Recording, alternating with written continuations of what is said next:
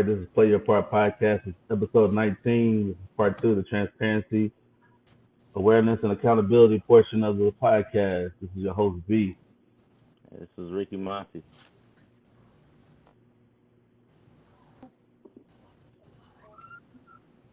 Tanya. Oh my All god. right. So today, so today, Kevin can't be with us right now. He's in the process of moving. I Yeah. told him I'm gonna do his icebreakers. I'm gonna jot a couple of them down. Um, one of them is some news to talk about is uh, JetBlue agrees to the principles of Spirit Airlines for $3.8 billion after months of negotiations. So maybe these Spirit problems will be rectified on these people who fly on Spirit. Everybody knows Spirit is one of those I'm just trying to get there type, uh, you know, type of airlines. Hopefully, JetBlue's integrity kind of rubs off on them and try to correct all those bad choices that Spirit does, as in far as customer service and other things. Uh, I don't know. Have Has any of y'all flew on JetBlue or have been on Spirit before? I think Rick? I've flown Nope. I Spirit. Okay. How was your experience on there?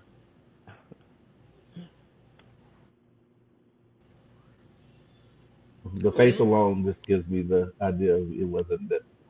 Yeah. I thought you was talking. Yeah, you talking. Yeah, talking to you. You know the one. I mean, I flew Spirit before. I mean, I flown Spirit. Honestly, I feel like it wasn't like a Delta experience. Like I flown Spirit and I flown Delta, and Spirit was kind of like a economic struggle. It's like you don't really, like they give you like complimentary drinks and like complimentary snacks and stuff like that. You don't really Delta. It don't It's like this. They're gonna make sure you got some drink. They're gonna make sure you got a snack. That was my experience. I prefer your airline, a big airline, just for like the experience because aren't they different? No. All Spirit does is they take out a bunch of things that you have to include, which makes your flight just as expensive as anywhere else. They take out the luggage. They Mm-hmm. actually charge you more for the luggage. You don't get that customer service. Is almost like I don't know if anybody remembers of you remember the cartoon of Rocco Martin Nights where they had people on the plane with chickens and cows and all kind of stuff and crying babies and stuff. That's what the experience with Spirit.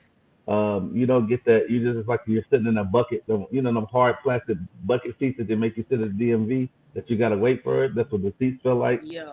Yeah, you get a you don't get the customer service that you do. Now, I flew on JetBlue. It's way better than Spirit, but of course, nothing's on the top my experience like as in Delta. You know what I'm saying? Yeah. Short trip, Yeah. long I feel trip, like you the always gonna best get that experience great. I've had was with them. Yeah. Mm. I love What me about some you, Delta. Yana? Yeah. I'm scared before. I flew a very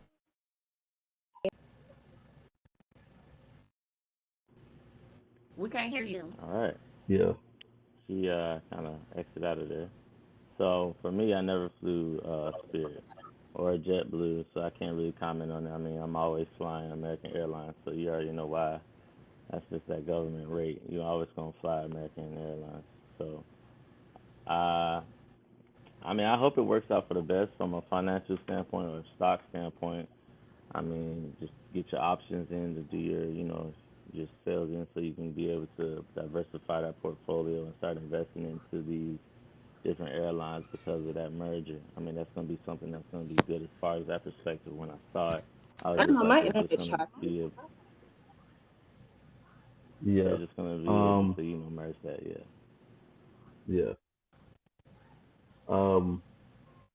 All right, we'll go on to the next topic. Next topic is uh, Jesse Jackson reportedly writes the Sesame Street places with a solution for the alleged racial discrimination that somebody filed against Sesame Street. What do y'all Oh thoughts my. about Sesame Street being racist? I, I ain't gonna lie. I feel like And if you don't know what I don't we're know. referring to were these different parades that they've been in, and these Sesame Street characters have skip over little minority kids and high five to the white kids. And this is not like one incident. This was several incidents that this happened. So you can't say, oh, one time that they're racist. It's several other times that it happened. So I don't know. Like it's Sesame Street. Y'all are y'all been on PBS. That's public and services that's been on for years and years. You can't be racist because you're taking a step back because how many famous minority people that's been on that show, y'all, it's kind of like just kind of like it baffles people. Mm, I, For me, all right, I just never real quick. Okay. Go ahead. Go ahead. Go ahead. You got it. No, go ahead, Monty. yeah, go ahead. No, go ahead. You were talking. Oh Tanya, no, go because ahead I and was say just something. gonna say I never really seen it, so I really want to see what Monty. But maybe I haven't watched Sesame Street in a long Yeah. time, or maybe watching it I was like so young that I was like so They, naive they refer they were to like they were referring to the really. parades that they had, not the actual show. Not the actual show. We're talking about the parades that they had. They The had show. report they had parades. Oh, okay. Well, I don't know about the parade There was a show. parade where they had some kids there, and the kids were waving at the Sesame Street like Zoe and all the rest of the other Sesame Street characters, and they just skipped over the black kids and high fived the white kids, and they said the characters Yeah, couldn't they see the did. kids, but the kids were like quite honestly the same height, and it Oh became a problem no. and a became an issue. So that's what it's referring to, not the actual show. Okay. Well, yeah. That's messed. I feel like, and then it's on a public broadcasting station. Like, really, the only people that watch you was on the Yeah. be honest. Like everybody Yes, got public broadcasting they station. were. Like you have cable for that. So support him on that. Um. Well, yeah. You got anything to add to it, Rick? Yeah. So, all right. So, just taking from the actual parade. So, the incident that happened in the parade, I saw it several times. Whereas though, like the characters walk by the two little girls right there. The first girl, they dapping up like you said, the white kids, and then when they get to the black girl, he kind of like steps back, and then he goes like. And at first, I took it two ways. I mean, I've been in like Disney parades, and sometimes they kind of like do that type of stuff just to mix it up or like be animated. Um, but then the more I saw when they did it with the third, like the second and third kid, I was just like, all right, this is a little choosy here, right? I don't know how much Sesame Street has to do with the individual people who are in those suits per se. Mm-hmm. Now they do have to hire these individuals. They do have to vet them to a certain extent. I don't think that Sesame Street should be held accountable fully unless we know for sure that they had something to do with that. Like, hey, who is coordinating these parades? So there's several people who are in these suits. Big Bird is not the Big Bird from earlier walking down there. It's real, it's different people in and out, and the suits are hot, so they switch people in and out. Um, yes, I think that was a little rude. I think that gesture was rude, and it could be possibly be perceived as racist.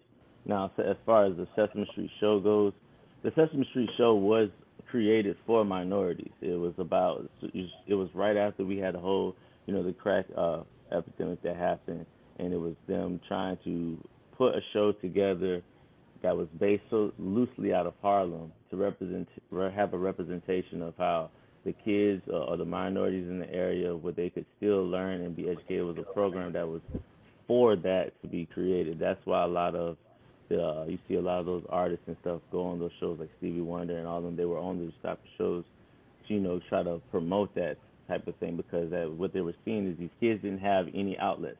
They barely had cable television, so it was put on that public broadcasting station so that they could have kids of minorities could have something to watch. Between the Lions did the same thing. Cyber Chase did the same thing.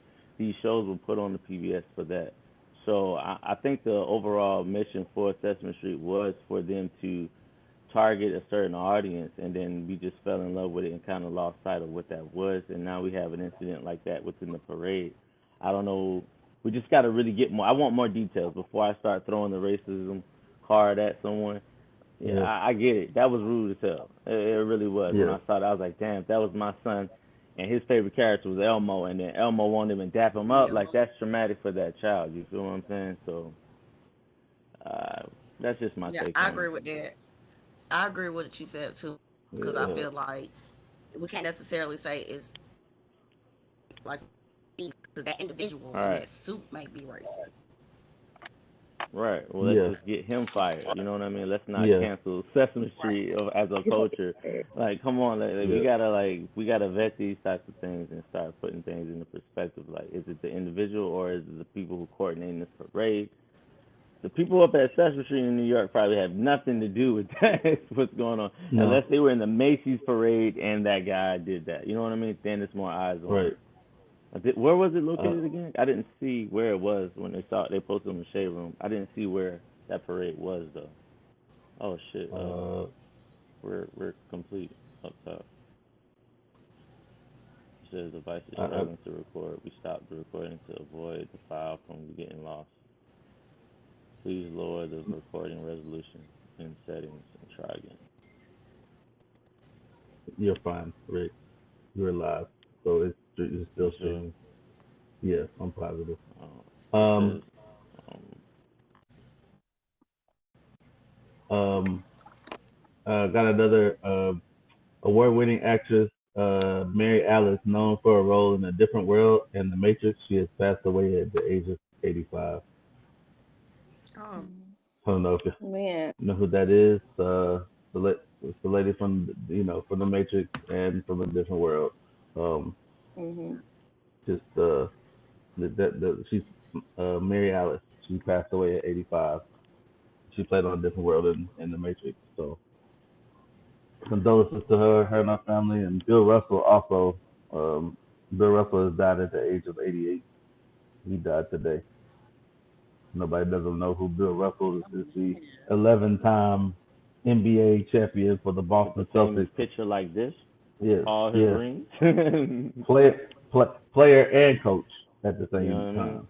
You know what I'm saying? Okay, yeah, that's a big feat. Nobody's never gonna win 11 rings, man. So, I don't everybody foresee talk it. about Jordan. That man got more rings than Jordan. So like Almost does he? certainly. yeah, he got 11 rings. He got 11. Yeah, yeah. Damn. Everybody thinks that's the whole thing. Everybody thinks Jordan got all the rings, but no, Bill Russell has the most rings. Bill Russell has the Yep, most. he has Like Wow. 11 Jordan rings. got that picture Yeah, idea from Bill Russell. yeah, Bill, he surely See, did. Yeah, look him little up. known fact, man. Like a lot of people don't know that for real, and that's a big bar conversation. I always bring up that hidden I feel jewels. like, Because a of lot of course, people don't know. I mean, and it's before their Mary time. Alice. You I know, feel like somebody else because had to put different. you on game with that. But I feel you like know, I people give a like lot of that, like credit to public him, figures. and his These people history and the live their things he life talked about as far as with Larry like they Bird live. too, saying those were tough, Ain't real it's tough nothing you can opponents. really get You know, mad about. and I don't know. I And just feel like this lady won his death. Do you Tony think he had Awards. a good life? Do you think that Like at that age is that she enough lived for her a life, man to live? man. She How died you at feel about that? 85. I feel like she made an impact on. See, yes, he I did. think yeah. I think he had a good life in my perspective. I think he got to see what most of the NBA that a lot of players would desire to. I think that they should raise more awareness towards him. The things that he's done, like you said, on the court and as a coach, different perspectives. I imagine they're gonna do something nice for him moving forward, though. They always tend to do stuff like that. Yeah. Hey, I tell you, your mic's on mute. Yeah. You were talking, Mike. You were referring to Mary Alice, right, Tanya? Yeah, like Yeah, I didn't know. I had to look her up because I do know like the show that she played on or whatever, a different world. That's my show. Like I that yeah, was so I feel like for her 85, I mean she definitely served her purpose.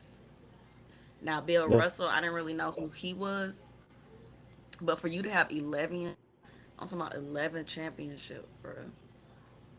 yeah, Like like you definitely feel like when people of that age pass, like it's still, of course, it's sad, but at the same time, you look at it like we're not talking about no 20-year-olds, we're not talking about no 30-year-olds. We talking about people who definitely lived their life and was at the prime of their and experienced everything they needed to experience and made an impact on what they needed to make. And I just feel like 80, 85, 8, almost 90, that's when you know they had a good life.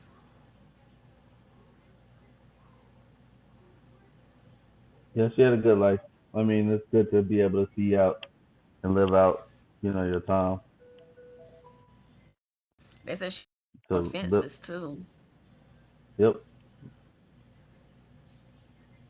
Wow,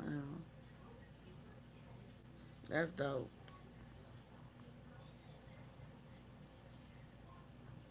All right. But We Bill just Russell, that was pretty much yeah, that was pretty much it far as for that. Another little information is your president tested positive for COVID. We thought he was in the good, but now he ain't. You know how this COVID stuff is. You know, I mean, whatever, man.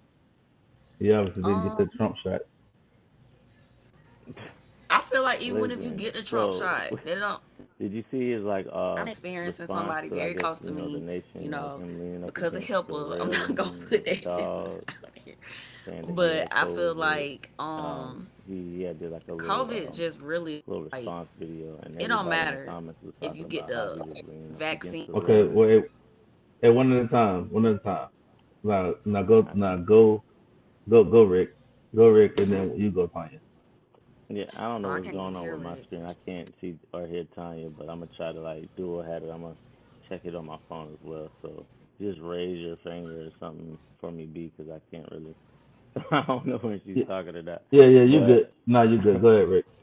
yeah, but I was just saying like there's like a little video response for President Biden when he's talking and addressing the nation that he had COVID.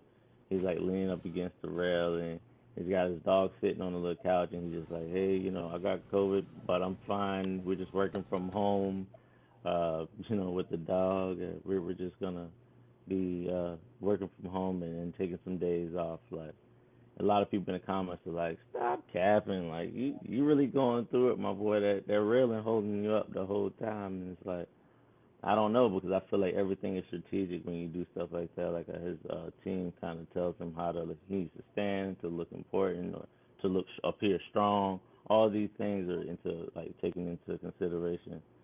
So I don't know like whether he just couldn't stand up by himself because they didn't want him to be shown recorded sitting down because it's a sign of weakness. But they didn't want he couldn't stand up apparently on his own, so they had him like post up kind of on the railing. You know what I mean? That's how I took Yeah. it as. But yeah, that's all I had to say. Did y'all see that or not?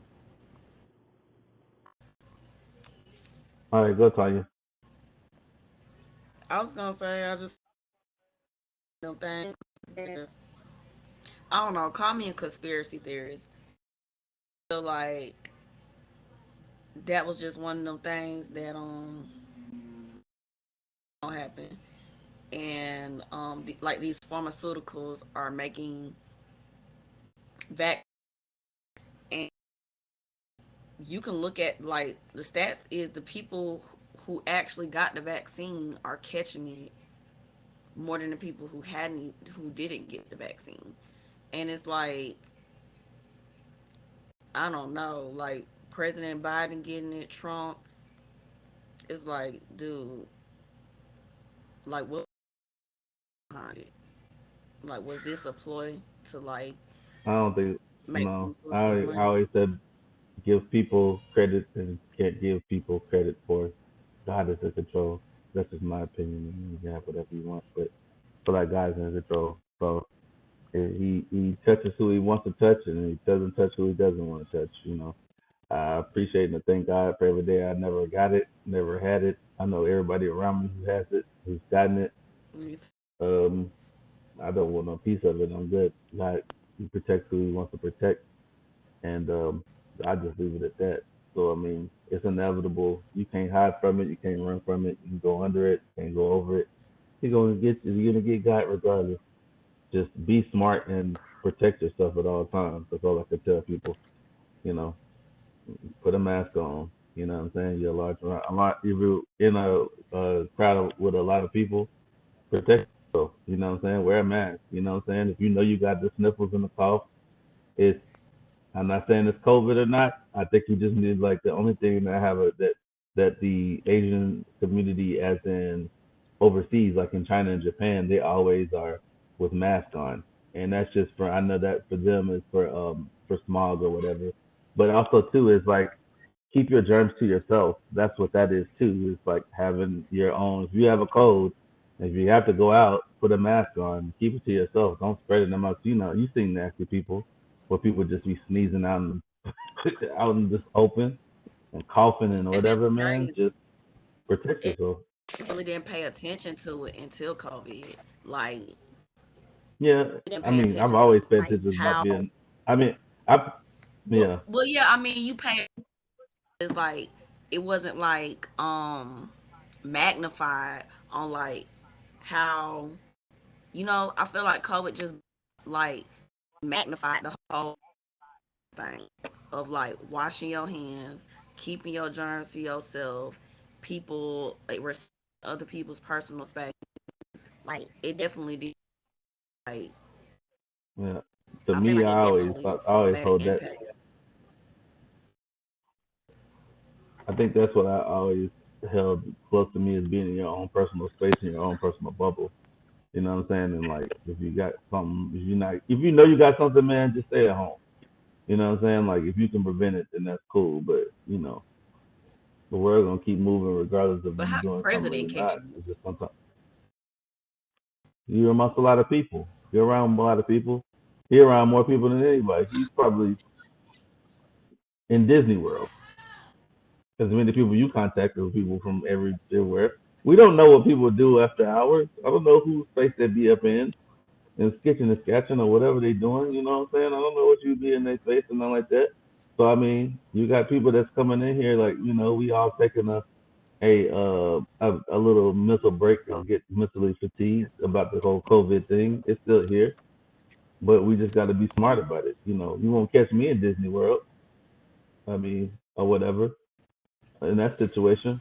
But like I said, it don't matter if you go to Disney World, you don't Disney World. You might not get it when you go to Disney World. You might not. You might. You don't know. It's all every life's a risk.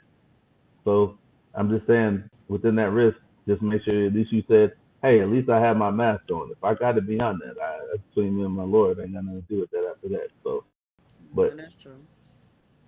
yeah, I but still feel like it we're was a gonna conspiracy. yeah. So yeah, we're gonna go ahead and this is the last week of minority mental health awareness. So we're gonna go ahead and start off with uh, with Montgomery, with Rick, with his topic, and his topic is Rick was talking about discussing why minority youth face a greater risk of mental health issues due to the lack of funding and environmental causes. Yeah, thank you for that introduction, B. I appreciate that. And I mean, yeah, like you said, this is the last week of, minority mental health awareness. This is a very, very important thing. I think we're gonna start doing this a lot more in my environment, wherever I go and try to like promote this. This is really amazing. I'm just glad I can be able to just touch on this topic for a second. This has been something that I wanted to talk to you guys for about 2, 3 weeks now. I've been really, really busy. I'm glad y'all bear with me throughout this process while I was out at Fort Drum.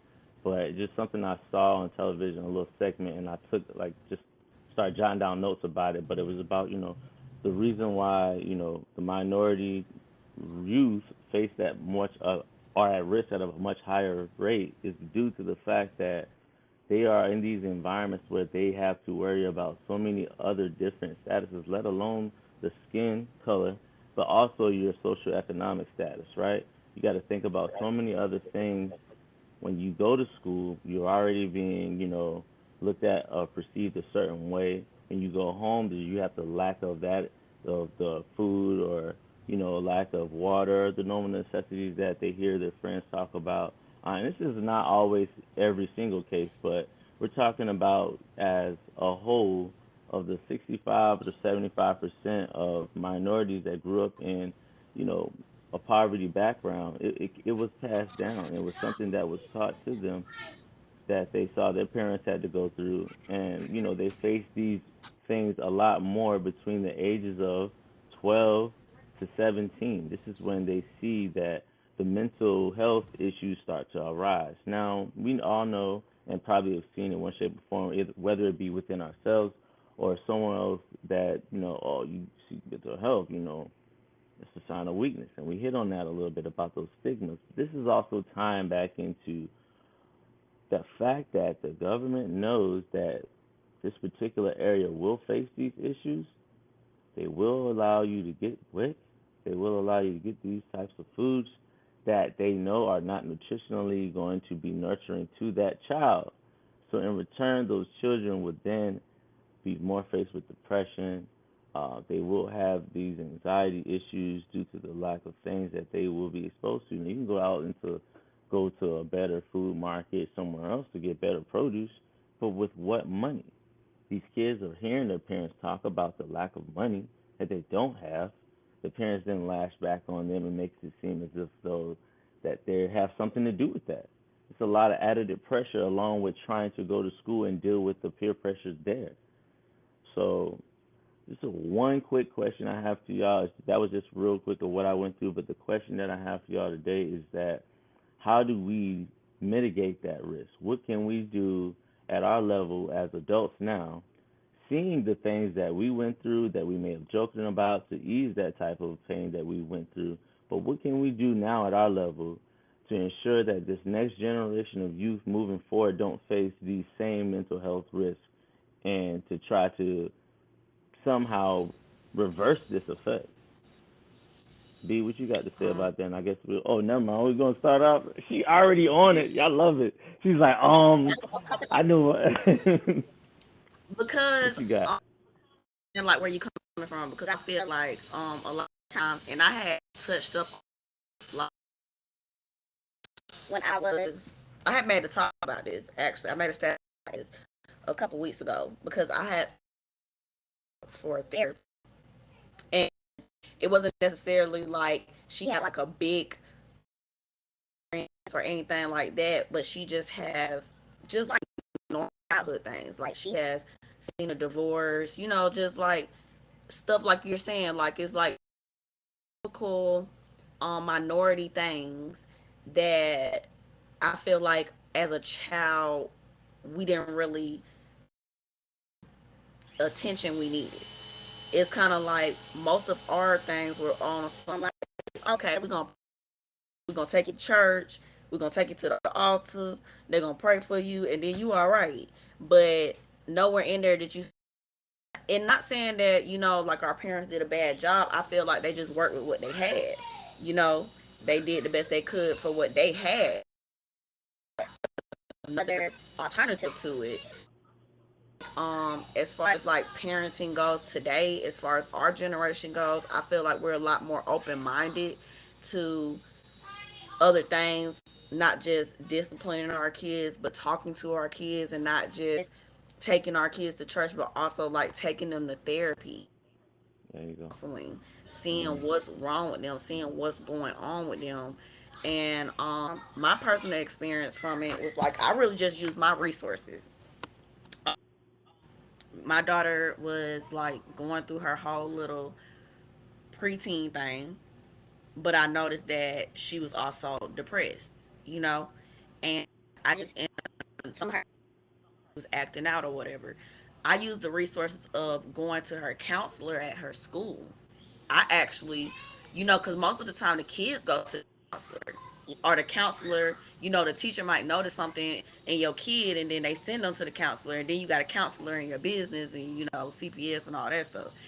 On my end, I actually went to my daughter's school and talked to her counselor Right. about what I was seeing going on with her.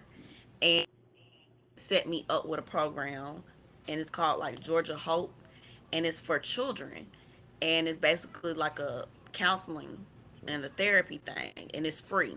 If you get a referral schools, your counselor or whatever, and they set you up, it's like they have like a financial rate plan or whatever, and not only sessions where she talks to her therapist like once or twice a month, but they also come to the school to see them. Okay. So I think it's really just about using your resources because we can't rely on the government to do this. Like we honestly we can't as a minority we can't rely on. They're not gonna help us, man. We gotta help our own kids. We gotta help our own kids, and I think the best thing to do is the resources. Like really just get out there and research it and see what programs are offered and ask around. Like a lot of times people don't know about stuff because I would have never went. I would have never knew about this if I would never went there and talked to her counselor about it. You know what I'm Right. saying? So Absolutely. it's like sometimes you just gotta take that step of, hey, I know I ain't got, I don't have all this money. Let me see what resources I can use to assist my child in whatever they're going through mentally. Yeah. Because Absolutely. honestly, once you make Oh, them mentally fit, then they go to school, they're gonna crush it. They're gonna crush it. that's true.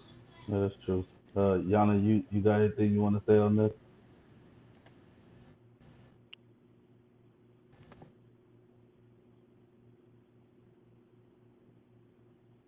All right. So I'm Hear just Go gonna me? ahead. give. Yeah, go Oh, ahead. oh, she's muted. Can you hear me now? Yes. Yeah, go ahead. Um, what? Cause like my thing went out while Rick was giving his presentation, but I did hear the making sure your resources are good for your kids, and I think that's really important. I just stopped part full time at a psychiatric hospital, and we unit, and it's different to see kids that come in that are mentally disturbed. I think it's like a really big behind like discussing where if you went to your parents back in the day and was like, I'm the wild shit, like, well, go press some dishes or something. Just not even really taking it seriously. And I hope that with my kids, like if they say they're depressed or something like that, like I want to know. I unfortunately you deal with healthcare, you have bad days and you have the heartbreaking days. And I actually had a patient that committed suicide a couple months ago, and it was for this very reason that she told her parents she was depressed and something was wrong with her. She wasn't feeling like herself. She came out to her parents to let them know that she wanted to be that she was gender. They just kind of on the rug, ignored it. Center, and while she was there, she got her therapy. She got medication, but then once she just out because, of course, with mental health, you have to have that support, and her parents weren't very supportive, and unfortunately, the only way out was life. Um, it's just heartbreaking. Anybody to have to bury a child before time. My kids, like, that their feelings aren't validated just because they are a child. I don't want anyone else's child I have in my care or who trust me to feel like they're how they feel. Now I've always told my children, especially the oldest one, you're entitled to how you feel. You can feel how you feel. Nobody's feeling how you feel. But what you're not entitled to is reacting out on others how you feel. I'm the world ain't gonna tolerate it. You can go ahead and put a cap on it and try to figure it out. Um, but yeah, I really, if anything, people just take seriously with their feelings. They are people, and we're trying to raise them to be better people, to be a starts at home. It's messed up and it's not gonna be fixed at home. Think to carry all that into the real world. Absolutely. You said a mouthful there. I mean, just to recap everything you said, and then Tanya, I don't want to undervalue your feedback, so I'm gonna give you some of that closure on there as well. But one thing I heard you say, Jan, is that we have to make sure that we're there to listen to our kids and don't undervalue their feelings. I think that's the biggest thing moving from one generation to the next. Our parents didn't have that understanding. That kind of what we have more exposure to the internet. We have more exposure to information, and it's right at our fingertips. We have a cell phone. Everybody walks around with it. It's a powerful tool. So now understanding what that looks like and being able to see what those signs are, take notice to that. So we shouldn't have to ever bury our children. I don't even want to, fathom that thought of burying our children. Great, outstanding point, Ayanna. You couldn't have said it better.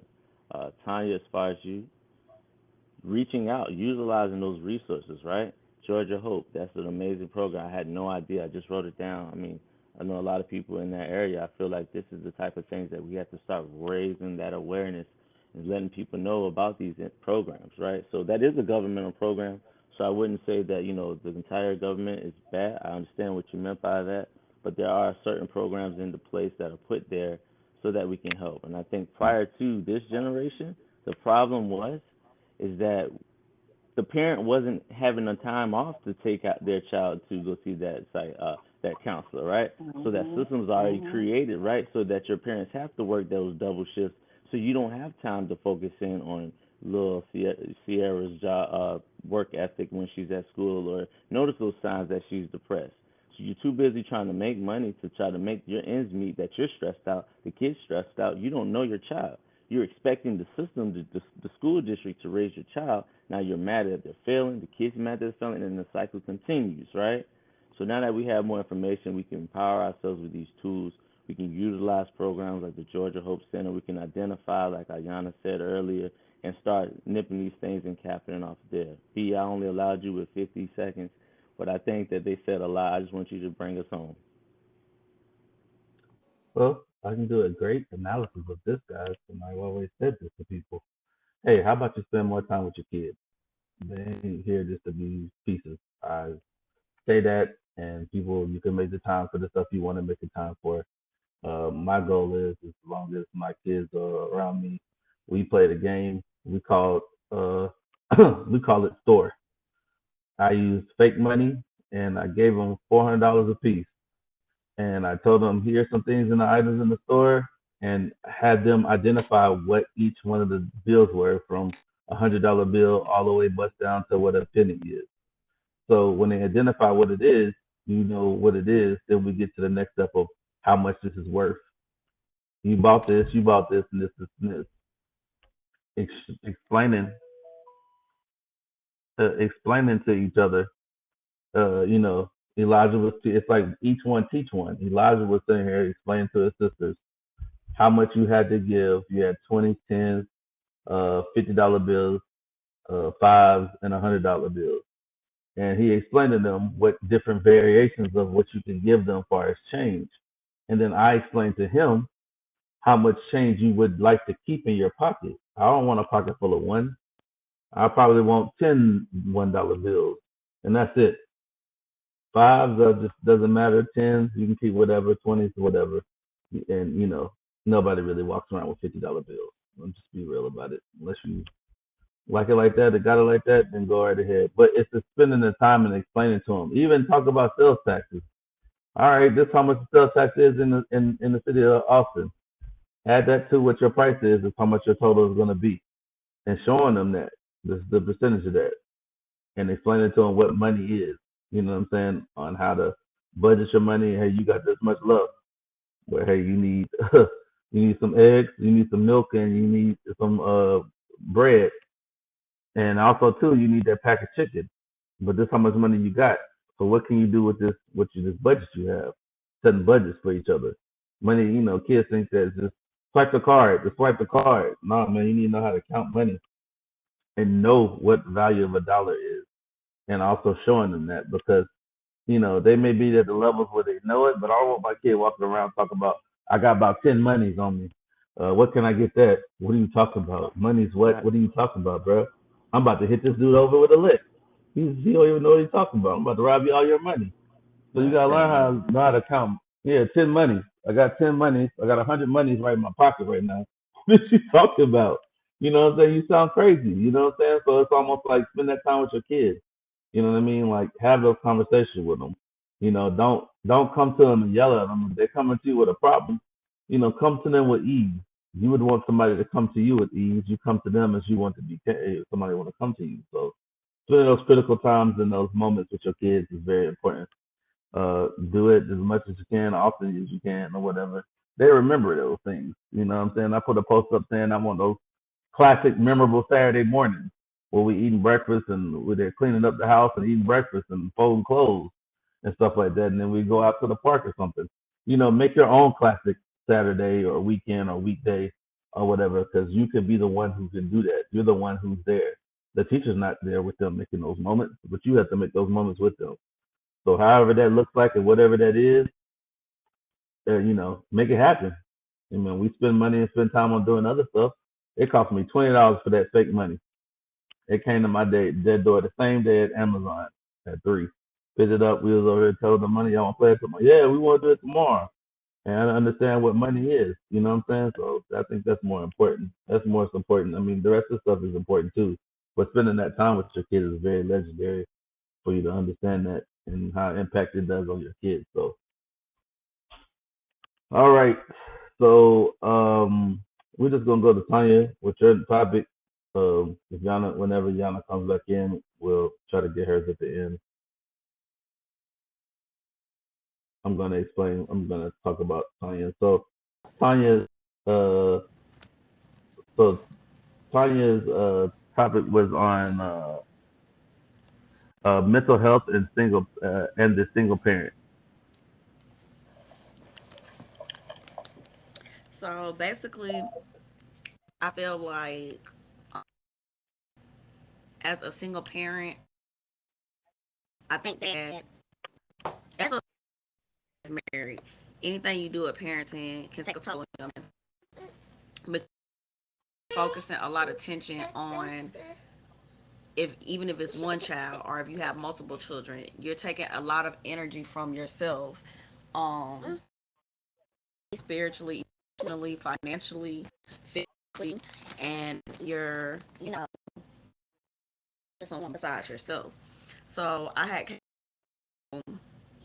and basically the article just outlined stressors, and I feel like it really hit the nail on the head as far as the common stressors that make you feel or the things that really do impact you as far as your mental health and being a single parent, especially and I feel like this is something that you should talk about with it being minority mental health month, because statistically a lot of single parents are minority. So one of the is feeling stretched too thin, um like being at your limit regarding commitments and responsibilities. I feel like as a single parent, you take on a lot of responsibilities, and sometimes you can be stretched too thin as far as trying to balance being your home. And another one was financially. I feel like that's another stressor as a single parent, because you are the head of the household as far as finances goes, and you're trying to make sure your family is going to financially stable. Disagreement and custody disputes, which I think people overlook this a lot, as far as what it feels disagreement or a custody dispute as a single parent. Because I feel like people feel like, you're a single parent, taking account of what that parent doesn't do, that puts on an extra stress on your parenting in your household, um, because nobody wants to have a, especially when it comes to their kids, and that's another common stressor to mental parent. Personal time. I feel like you don't really have a lot of personal time. You take a lot of any time that you do have when you're not working, or you not cooking and cleaning the household, on that personal time where you just have that moment of loneliness and isolation. I don't feel like this is necessarily lonely, but I feel like mentally you can have loneliness and isolation of feeling like nobody understands what you're going through, or nobody, you know, can see what you're doing, and then taking care of yourself. So after reading this article, kind of because I had my own little thing going on, and I kind of took the time to, like, I guess, just really just find these common stresses or these barriers as a single parent. The things I did was I made a schedule. I wake up to the moment, just like a daily schedule. I made a routine. Like, in my routine is like, when is my routine gonna be when I wake up? Because one of the things was no time. So my routines that I made were kind of like a 30-minute, 45-minute block of, like, I'm gonna wake up before I wake up my kids. The 45 minutes by myself doing X, Y, and Z. You know what I'm saying? And then I made another routine of, when I put my kids to sleep, I'm gonna have 30, 45 minutes of every day. You know, that balance of, like, I'm gonna have personal, and I'm gonna have personal time at night. Another thing was the financial stability.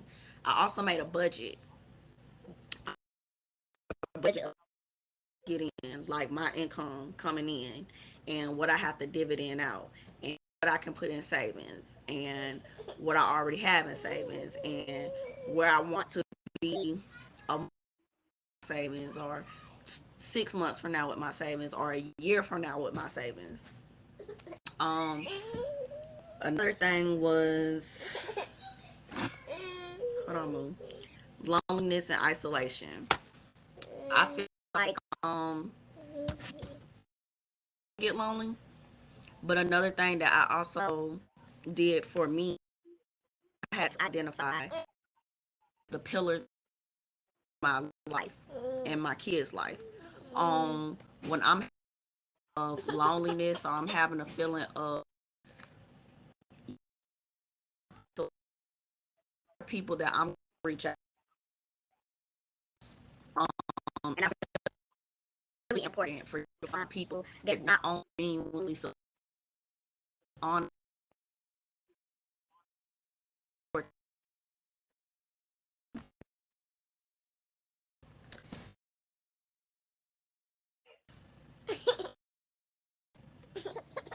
disagreement and custody disputes. I feel like it's really no way that you can fully um tell one person what to do.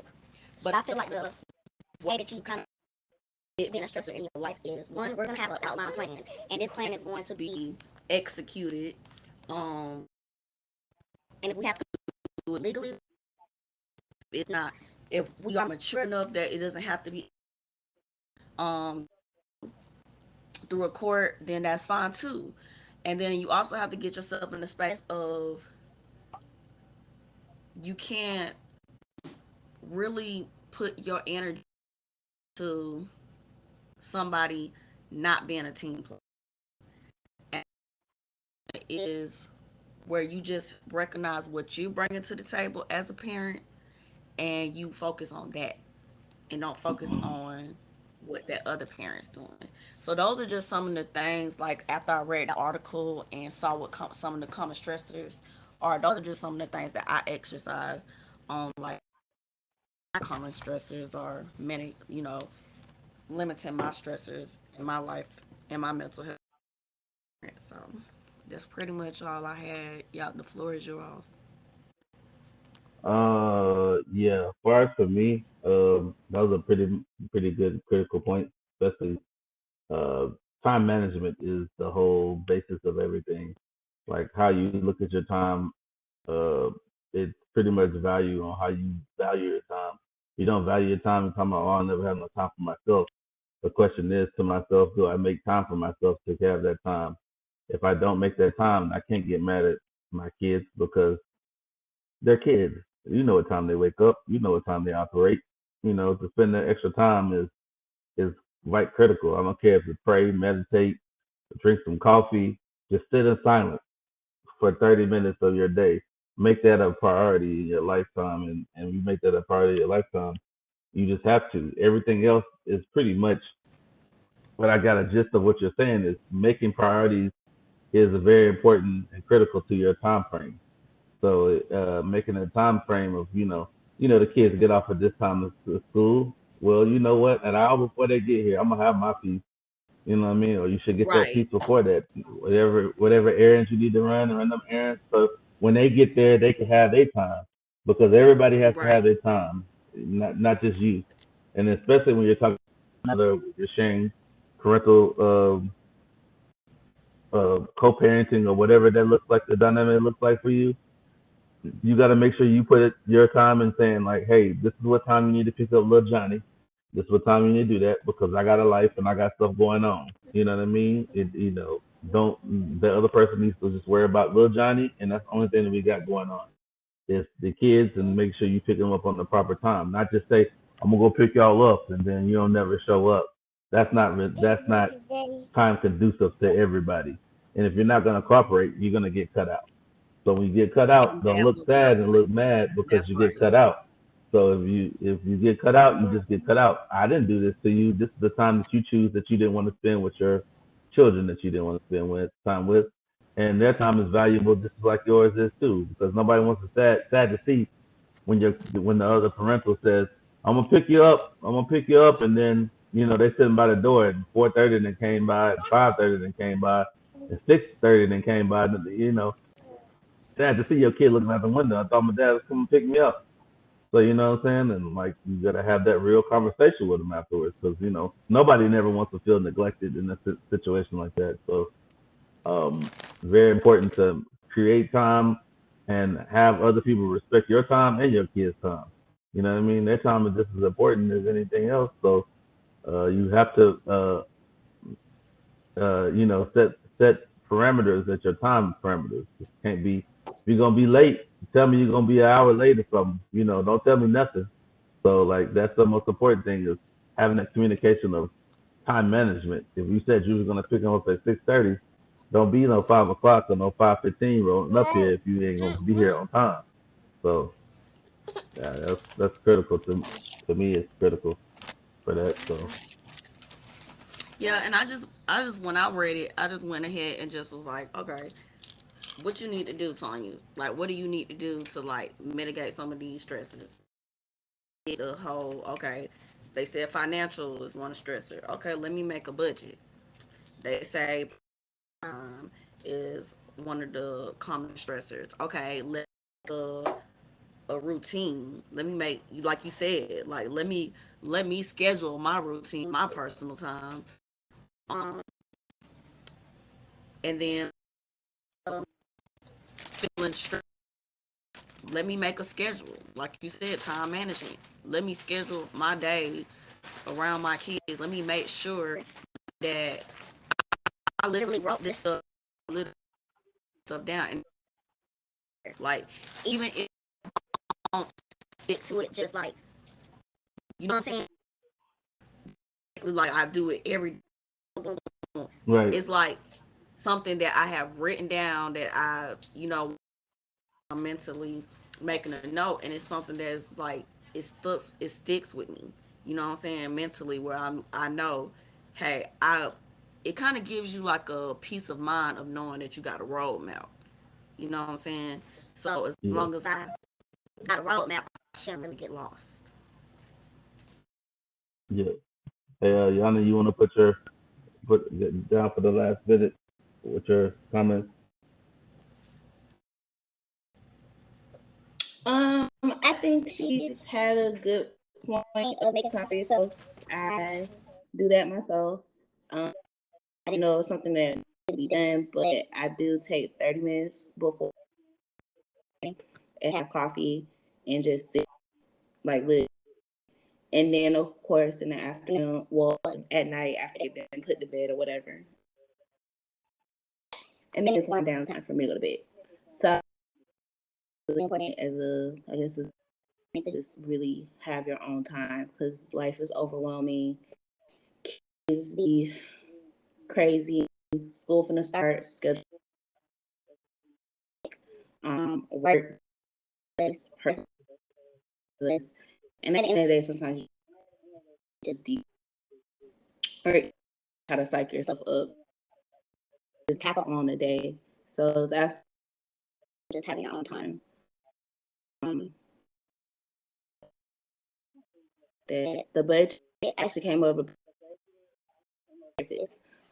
This is what and she made a great point. One of the points that she made, people with and because nobody about what you tell them to do. Nobody. All anybody you do what is and what is going to help. And I thought that was a bit of advice. So I know there's some people that like they help and I know they like are themselves. It's like it's great. And so I really point I think a lot of times our feelings are like just work, get it done, work. So I wanting to me stretching yourself it really does kind of help get it out. Doesn't have to be extravagant or anything, but you just gotta do it make sense and what's within your means. The cut can't really relate to no custody. I mean custody problem. So if there is somebody watching that has custody problems, like that's the only part that I just really have a problem with. It stresses me out. Custody or time, co-ops or anything like that. But good points. Yeah, those are like I said, those are good points to always make as far as for like you want to also as a co-parent you always try to lessen the stressors that you can lessen in your ability, your power that you can. I mean, you had kids with that person too, so it's time for you to, everybody need a break. I think what the problem is people get relationships mixed up. Where my relationship with you is what it was, and what my relationship with my kids is what is important right now. You don't care if Tanya is, or somebody else is talking to someone. It don't matter. They're none of your business. What you need to worry about concern is come pick your kids up at 4:30 if you're supposed to pick them up at 4:30. And don't be trying to think about, well, I ain't picking her up so she can go have fun. It don't matter what you're doing. It's none of your business. You just go pick them up at 4:30. Make sure they back by Sunday night by 6. Whatever your time frame is, take that time and let that be your front time. Don't be worried about what you're trying to do for somebody else. You need to do out for the situation that's been set up.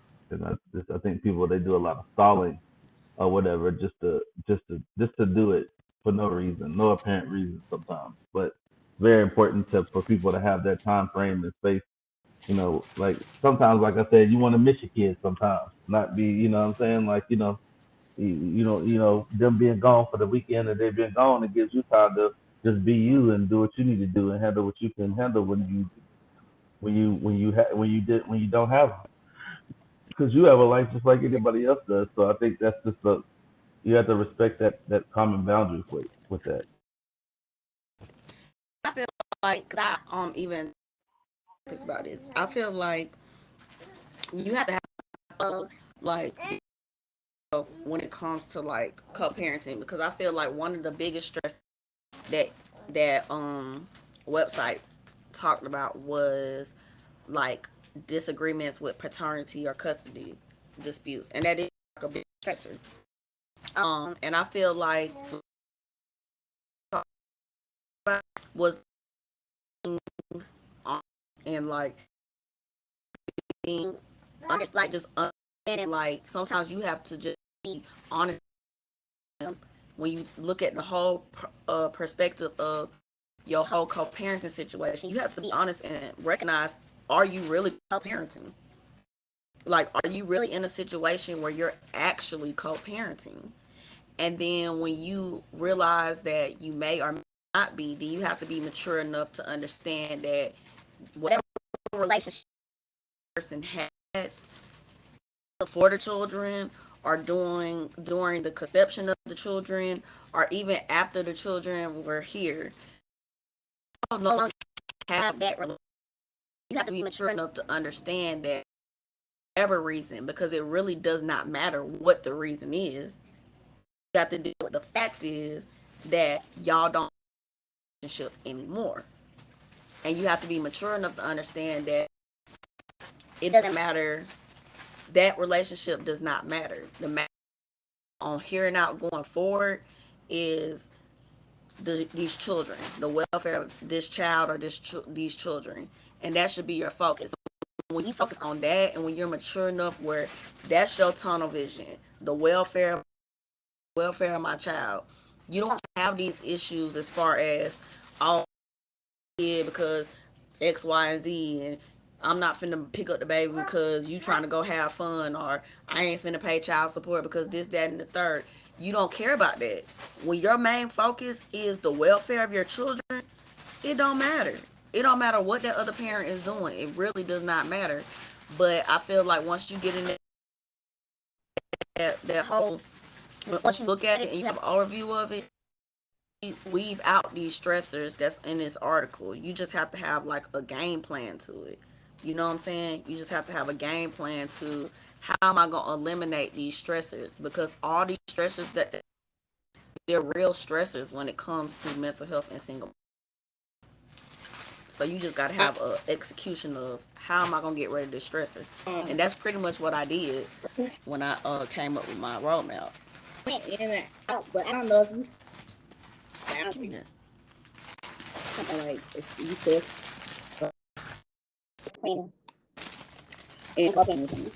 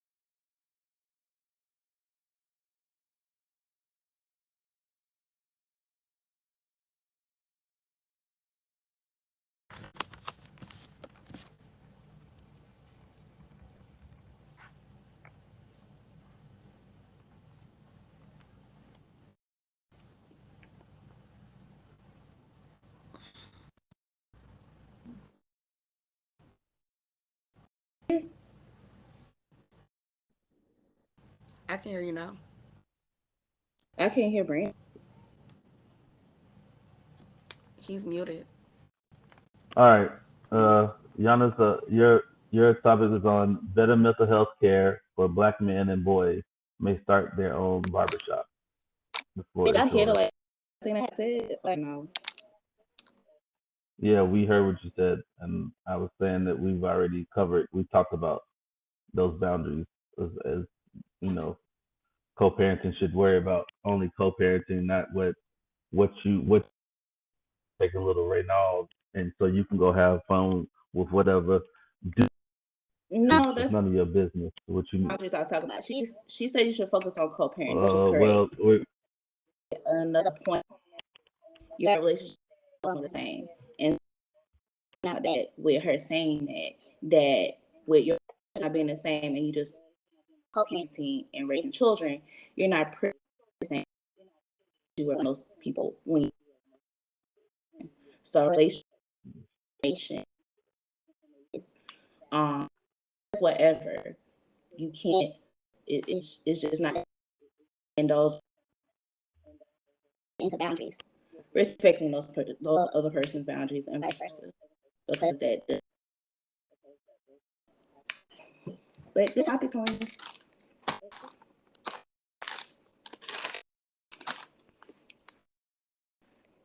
So I was not just like minority mental health article across about Black men in barbershop. I'm gonna try to go really quick because I keep going in. It's a group called it's a group of barbers initiative to help, meaning there is currently 7 million mental health.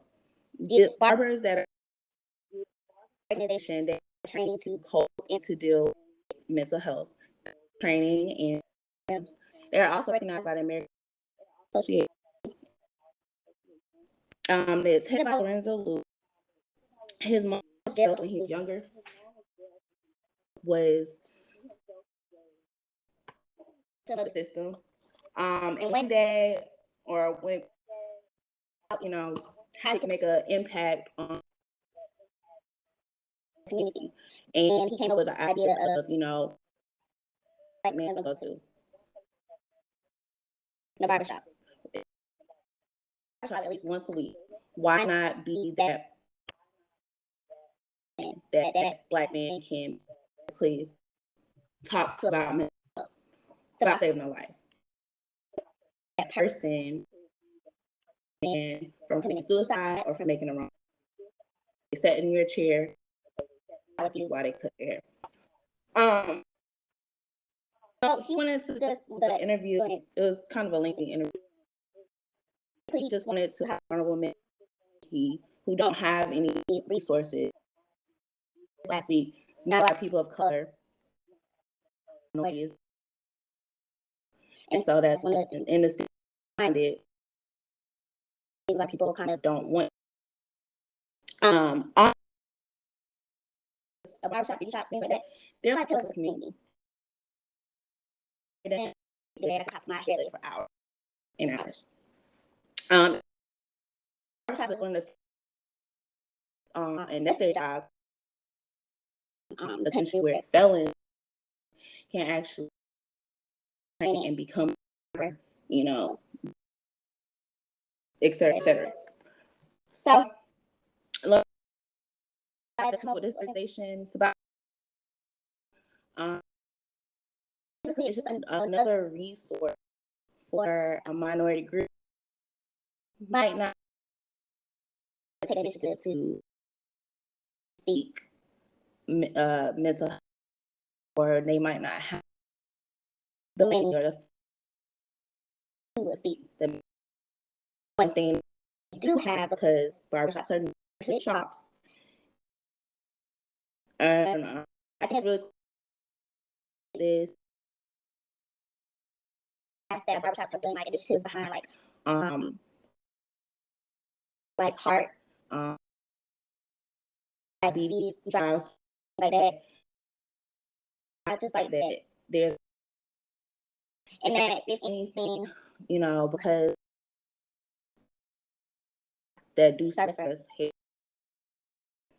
I just feel like it's just smart for him to make a network people that are easily and real, who, like I said, don't.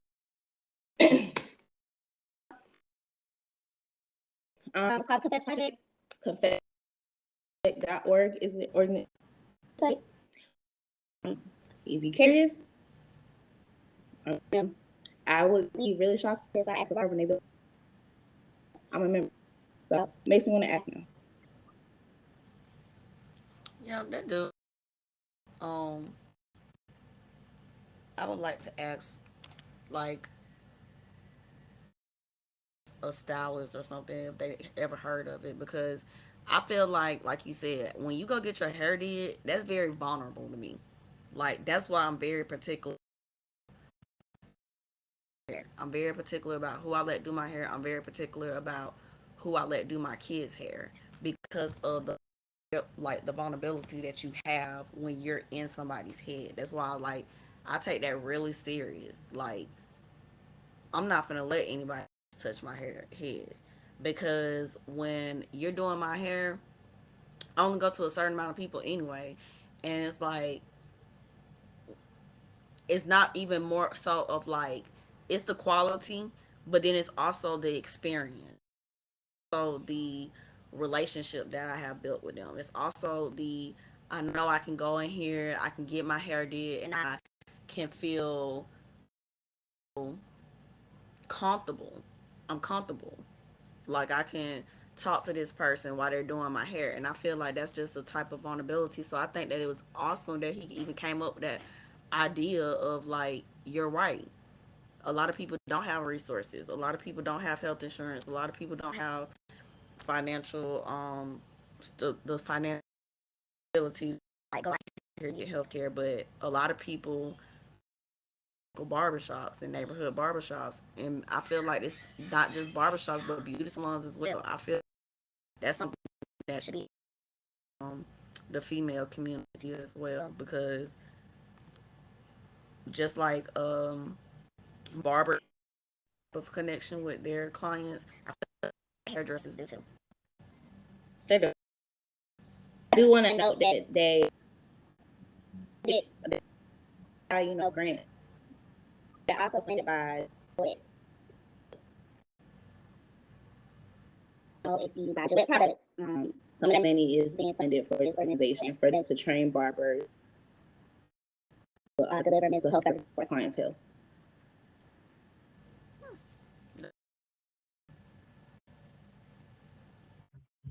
No, I always seen that that's important to have a conversation with somebody, especially when you have your with your own barber or your own stylist.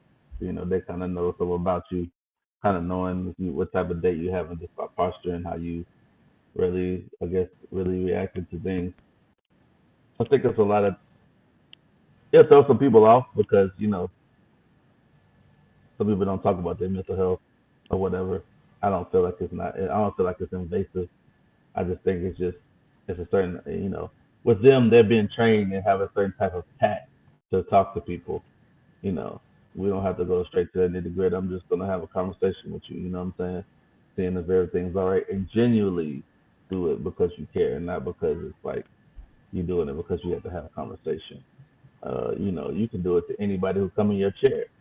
That's like the best reasons why I call it the perplexity of what I'm trying to do in myself is to go to barber school. Is because I feel like I'm a people person, to the point of having a conversation with somebody, and also to the art of being a barber or a stylist, kind of like it changes people's moods. You know what I'm saying? How many of y'all went to the beauty shop and y'all done went in there and was like, all right, I guess I'm looking all right. You come out of there looking like $1 million, and now you feel good, you look good. You know what I'm saying? Like it does.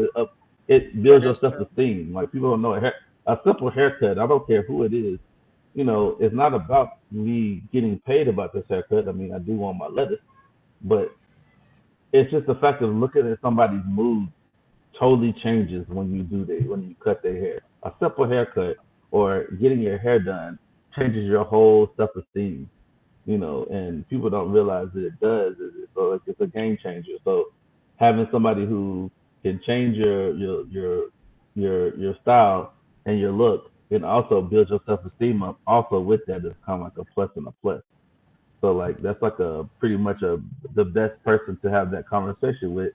And it doesn't matter. Barbers and stylists meet people in all types of walks of life and have those conversations because that one conversation might save that person's life. You know what I'm saying? It might build them up and encourage them, saying, you know what, I am going to talk to somebody to get some help. You know what I'm saying? I really didn't even know what I was going to do. I was going to guess I'm going to get this haircut and go kill myself. I don't know. It's just to a point where, Yeah. that might be their mindset and their mentality. Ain't no use to me getting a haircut. Why not? You go in there and get a haircut. That haircut probably changed your life. Not even about the haircut. It was the conversation that changed your life. You know what I'm saying? So that's why it's very important to have those conversations, to have those open dialogues and conversations about these issues and these things that are going on, because it's very important. Because the next person you talk to, don't you never know if there was the last conversation. You don't want that to be the last conversation. You want them to come back, not for the haircut, just to see if they, if you're good. You know what I'm saying? So very critical. I think that's a very good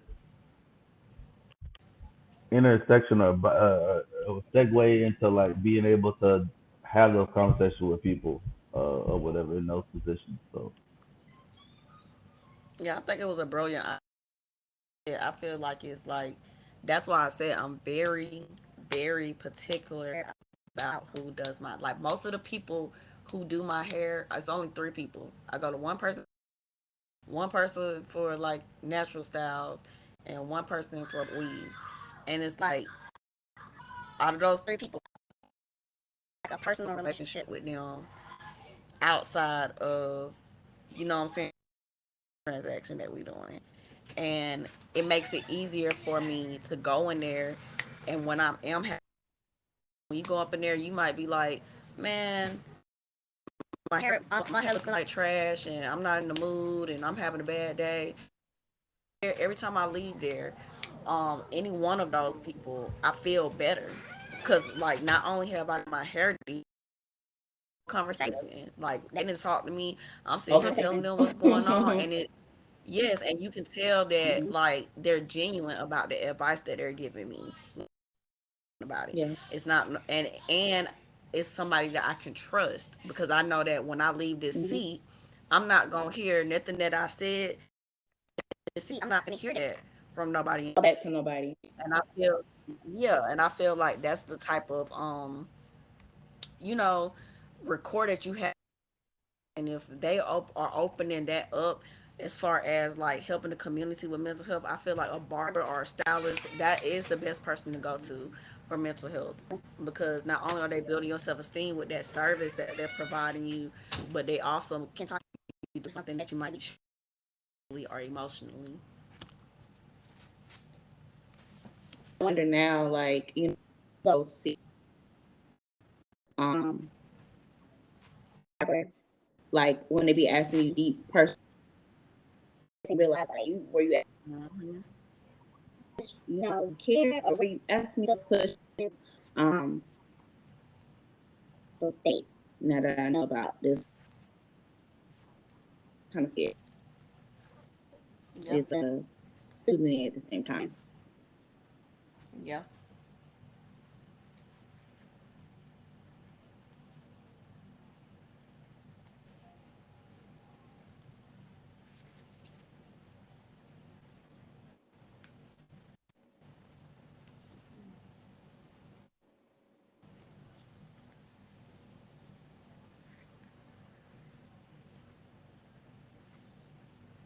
Well, that was a really good topic. It was.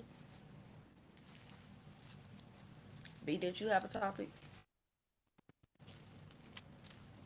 oh, my bad. Yeah, this is going back to Rick's and Tanya's topic, and also yours, kind of segue into Yana.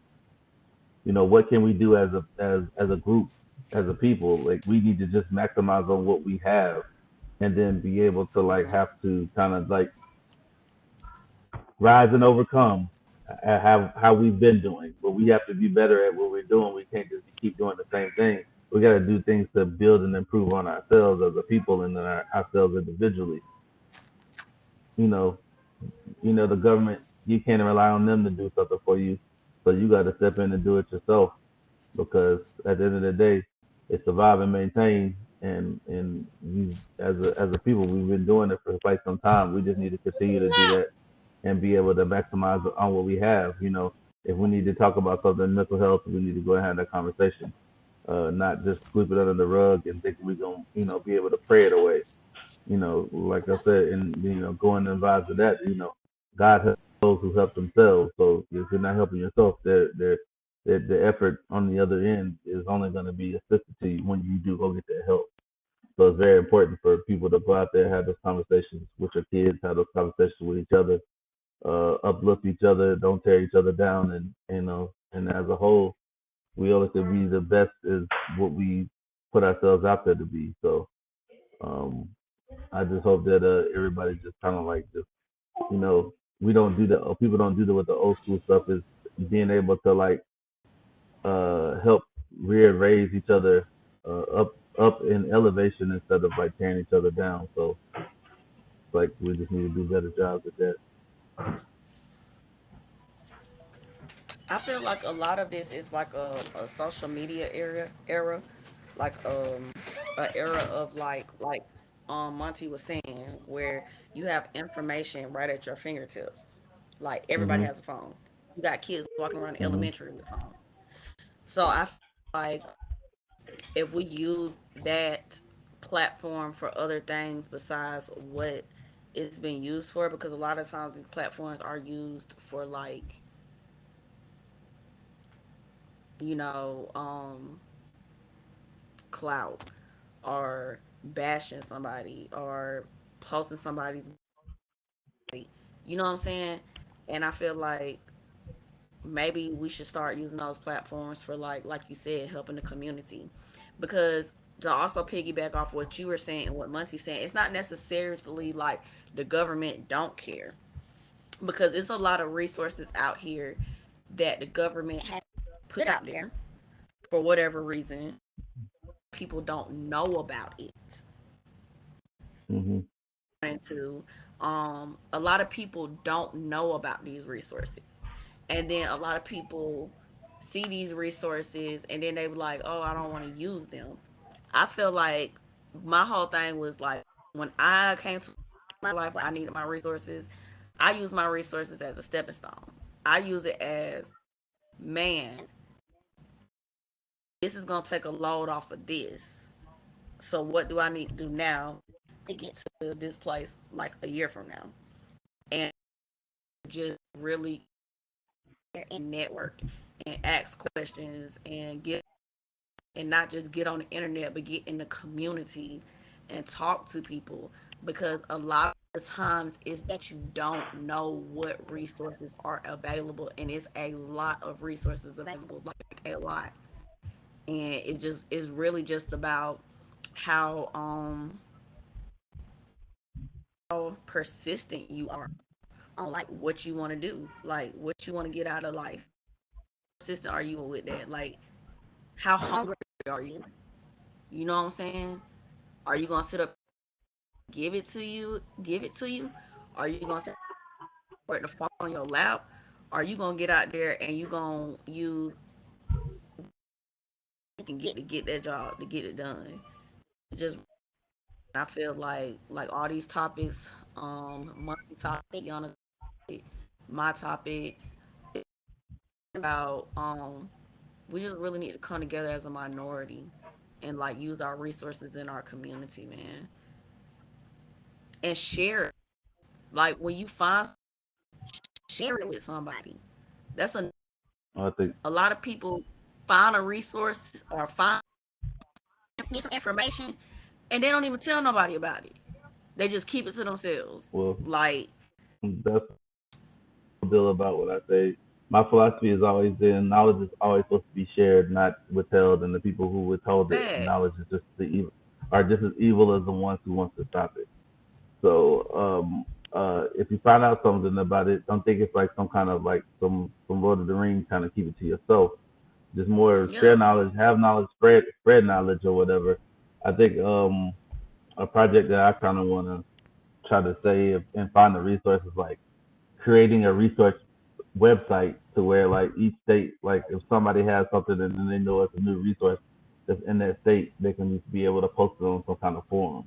You know what I'm saying? Being like, hey guys, did y'all know this was a resource for Like a mental bulletin health board. if you're a kid. Yeah, like something for your, hey, you worried about mental health in your children, then this is a free service that the state of Georgia offers. Here's the information, who you need to contact to get more information about it. You know what I'm saying? And to have those type of open forums to like for people to use it. Because how are we gonna get better? And think we walk around talking about people. Well, that person kind of crazy. This is nothing the third, but what are you doing to help that situation? We can talk about it all day, but we just need to stand up and step up and show people resources or let them know resources because some people don't know, and they always say that you want to hide something from somebody, you put it in a book. Somebody don't Facts. want to be too lazy. They want to click and read it instead of opening it up. Sometimes you gotta go out there and put yourself out there and find out stuff. You might find out a lot more about stuff that you didn't even go in there to ask about. You know what I'm saying? Like I didn't know anything about that either. Shoot, I'm gonna It take advantage happens of that all the too. time. You I know go what up I'm there for one thing and I come out with three different things. And and it's just really saying? like Monty said about time. Like a lot of people be working so much, like he said, overlook certain things that you might, and you just got to take the time. Like sometimes you Yep. just got to be like, look, man, I need to do X, Y, and Z. I'm taking this day off, just fully Mhm. solely focus on this task because I got to get it done. You Yep. just got to get time. Yeah. Very true. So, Yana, you got anything you want to say for this last minute? Nope. I think I'm Okay. good. Okay. Well, guys, I appreciate Monty and Yana and Tanya for coming on today or whatever. Um, good topic, good closeout for this night. Truly appreciate y'all coming on here and sharing and being ready and prepared for what we got going on. Um, so,